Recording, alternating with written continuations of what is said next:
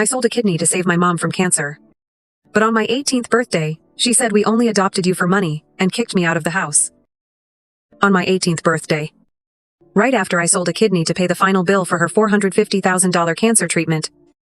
My mother looked at me, with no tears in her eyes, and said, "We only adopted you for your parents' insurance money. Now that you're 18, the contract is over. Get out."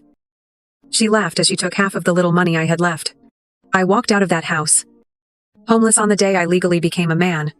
Before I tell you how an old man's 6 words turned me into a millionaire, and how I faced them 10 years later, let me know where you're watching from, and hit that like button if you believe no one else can decide your worth. My story didn't start with love. It started with a calculation. Robert and Diana, the people I called Mom and Dad, were a middle-class couple drowning in debt when they saw a news story. A car crash. A tragedy.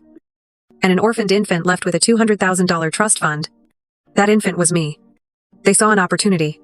They adopted me not out of compassion, but as a long-term financial strategy. My childhood was a masterclass in subtle injustice. I was never hit. But I was never truly held either.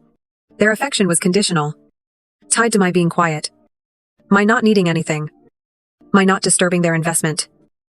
I remember being 9 years old and winning a local coding competition for kids. I ran home, clutching a cheap plastic trophy, my heart pounding with a desperate need for their approval. I found Diana in the living room, planning a trip to a resort I knew we couldn't afford. "Mom, look, I won." She glanced up from her brochure, a polite smile on her face. "That's nice. Son, now, run along and play so the adults can talk about money." That one sentence became the soundtrack of my youth. I was a child, but I was never allowed in the conversations that mattered. My achievements were cute distractions. My existence was a placeholder for a future payout.